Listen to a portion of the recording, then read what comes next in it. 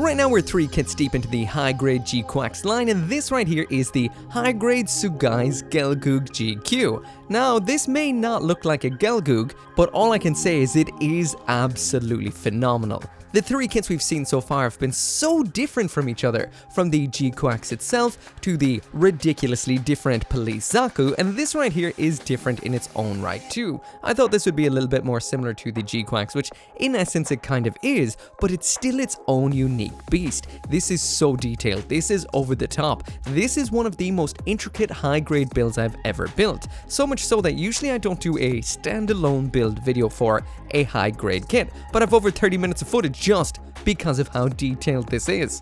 Now, whether this to you is a Jim or a Gelgoog, that is up to your own perspective, but all I can say, even though this does say Gelgoog on the box, this is the greatest Jim kit I have ever built, and that is saying a lot. Anyway, this right here, this video would not be possible without those absolutely awesome people over at HobbyLink Japan, so link is down there in the description. Now let's just wind back the clock and check out this amazing, phenomenal build.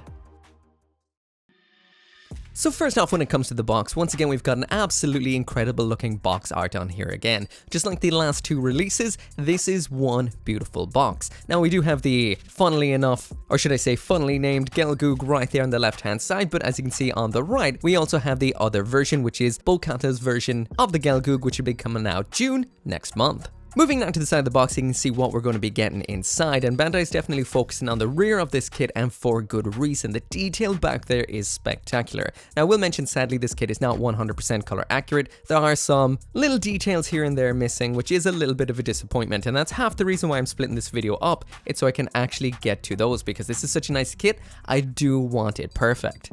Besides that though, this kit has a lot of different features, a lot of nice gimmicks, and some cool accessories inside of the box as well. On cracking open the box, there's not really a lot in here for how much actual payoff you do get. We do have 3 bags of plastic, we have the manual too, nice image up front, blurb about the actual mobile suit there as well. On the back we've got all the images of what this kit will look like completed, and again slightly painted to get that full effect, but it does look insane. And inside of this you've got all your usual kind of information and the instructions. This kit is made up of 8 runners, now 2 which are very, very small, and before I even forget to mention it, the Beam Saber runner inside of this box is actually brand new, which is a little bit of a shock. It's not the older Beam Saber runner we've been seeing for, well, decades now. However, they didn't really do much to actually change what the beam looks like, so But yeah, all of the runners look absolutely spectacular. The part separation is crazy. The actual mechanical detail on this is like nothing I have ever seen on a high grade before. And we do also have a little sheet of stickers in here as well. Or should I say sticker? There's actually more copyright stuff and all that sort of jazz on the sheet than there is actually stickers. We've got the one. But overall, nice spread inside of the box. So as usual, starting from the legs up, it's the way I like to build my kits. We will be starting with the leg. Now these legs look phenomenal. These are over the top. The color separation is great. The mechanical detail is insane. And even though the articulation is somewhat simple, it's done simplistically right. This kit really is an absolute joy to build. The mechanical detail is insane. We build a joint that recesses into the actual leg. Then you've got this yellow half ball that attaches into the leg kind of freely. You build this little section that has the thruster attached onto, and then that attaches into that yellow ball, and you finish off the yellow ball with the other half. So that does mean this thruster, when it moves, that ball inside of the leg moves too. You close up that half of the leg, then move down towards the knee joint, you slide a little bit of armor into that. Then that attaches to the upper leg in a very unique sort of way, with an extra piece of armor that attaches in from the side. You now sandwich that into position, and this, as you can see, is already ridiculously technically detailed. We've got 2 halves to some knee armor in grey, adding a little bit of variation to it. And speaking of variation, you now layer on 2 pieces of leg armor. These are different in the other version we'll be seeing later, and that's what adds to that kit's color separation, but nice in this kit too. Next up, there's a lot going on in the knee. First off, you build up a whole joint section that has a nice little bit of a piped rig around back. That is where you actually build up a 2-piece vernier section, which will attach in under that. Again, detail is spectacular. Then you attach on half of what I can only assume is the propellant tank on the inside of the leg into the knee. The part you just built builds into that, and then the other half of the propellant tank attaches on. And if that isn't cool enough, you attach a section in from behind that is pure plastic that actually adds the stripe onto the propellant tank, making it even fancier than the G-Quax itself. The knee armor is really nice, two pieces that attach together from the side, a full-on shin armor section, and a rear piece that holds it all together. This then attaches onto the front of that leg with the propellant tank, kind of guarding it from the front but still being light armor. This design is beautiful. Next up, we've got the foot. You build the toe section. That then attaches very simply by a single point of pivot into the foot sections. That's a sandwich style pair of pieces. You build the lower section of the foot, that's the black sections, that's two that attach together, and then you just stomp the foot down onto those. Again, somewhat of a simple build, but the payoff is incredible. Reminds me a little bit of the Kyokai Senki kits, in a good way. Next up in here is the waist, and this actually is quite simple, but again, very effective. Again, remind me a little bit of some kits we would have seen before, this time around being the Witch from Mercury kits. So the central part is just one big piece. A yellow section then attaches in from above. We've got some front and rear armor which attaches on simply, locking the yellow piece in position. And then when it comes to the actual front skirting armors, these are unique too. We've got that typical Gundam or gym looking square section that actually just slots up from below as one single piece into the skirting, which is also one piece. These then ball joint in from the sides to give you something that is so simple but at the same time works absolutely perfectly. Moving on up now to the torso unit, and this once again is just as impressive as everything we've seen so far. When it comes to the arms, we've got up and down movement inside of the shoulders themselves, as well as a bit of forward motion, which gives them some forward and back. On top of that, we've got a multi-joint ab crunch, which is extremely effective, which also includes a little bit of side-to-side crunch too. As for the build, we've got some very nice shoulder pegs in here. These are almost like what we would have seen before on master grades. It's just two simple parts that attach together just like so, and then they attach onto the actual shoulder aspects inside of the torso.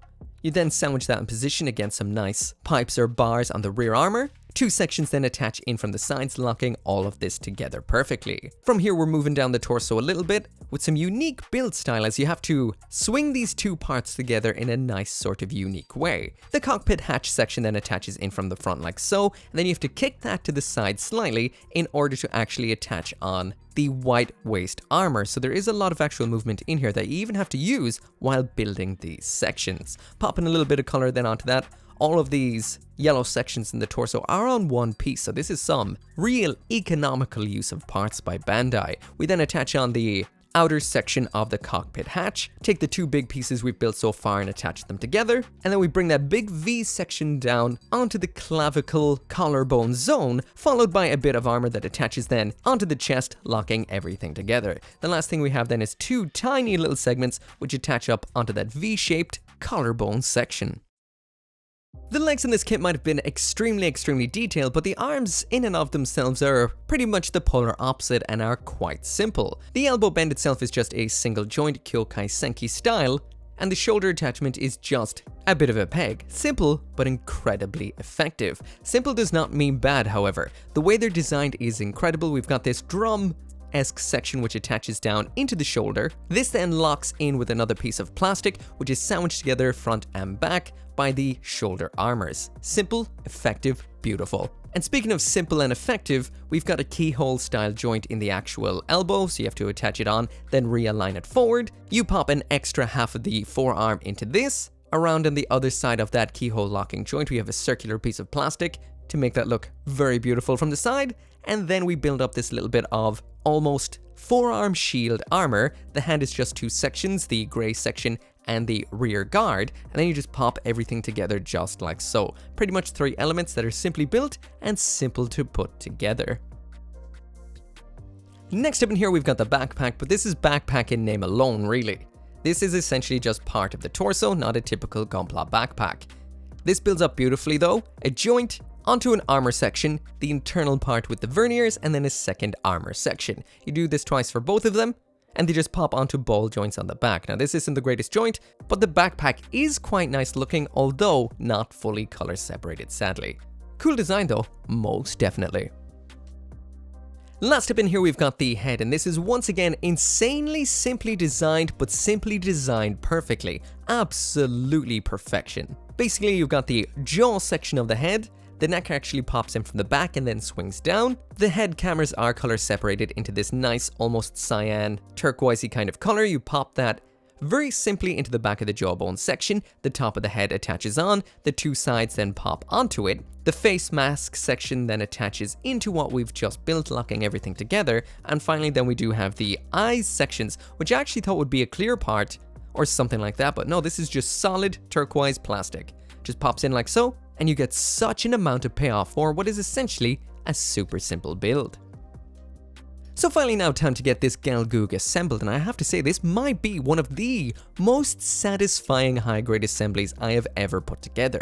Building everything was so much fun, finally popping it together is so rewarding, and the payoff is insane. Not a long build, a simple build, but so perfectly engineered with ridiculous detail. This, and I know I say it every time, is my favorite from the line so far.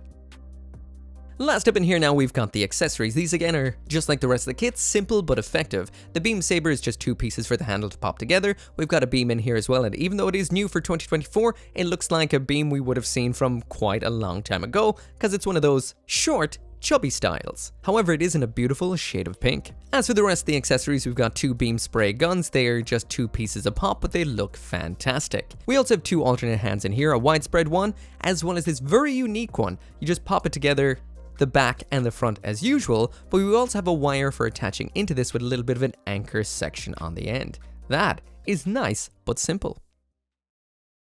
So without any further ado, there is the high-grade Sugai's Gelgoog GQ in all of its glory. This is its straight build, nothing done at all. This is so incredible looking and so incredible feeling. Now I will mention it is not 100% perfect out of box, but the imperfections aren't that awful really. I'll just blast them out real quick. There are some colors missing on the backpack and some yellow here and there.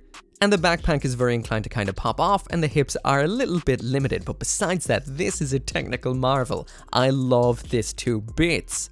The design is off the charts unique and cool. This is one of the most real robot looking robots that's been pumped out of Gundam in maybe forever actually. The actual ability to see the propellant tanks inside of the legs, the verniers coming right out of them, this has been designed with its actual functionality in mind. It looks cool, it is cool.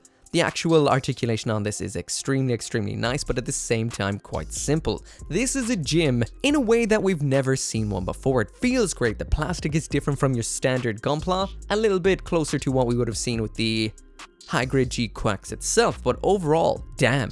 Even if you do not like high-grade kits because you feel they're too simple, this has crossed the line absolutely. It's simple in its build, it's simple in its makeup, but this is so much more than the sum of its own parts. This is beautiful and spectacular. Anyway, that right there is it for the build. I will be back with the review soon enough-ish. I do want to panelline it and maybe paint in some of the details. It is that good. If you've got any questions you want answered, throw them down there in the comments. And as always, I will see you next time. Oh yeah, also, I got it in Hobby Link Japan. Link in the description. Bye-bye. As always, all these videos on here would not be possible without each and every one of you guys watching these videos. So thank you so much. And special thanks to those of you who are helping out over on the Patreon, as well as on the channel members, including Abraxas, Caleb Engelhart, Joe or G, 59061, Scotty Thomas, Simon, and Van Fawn.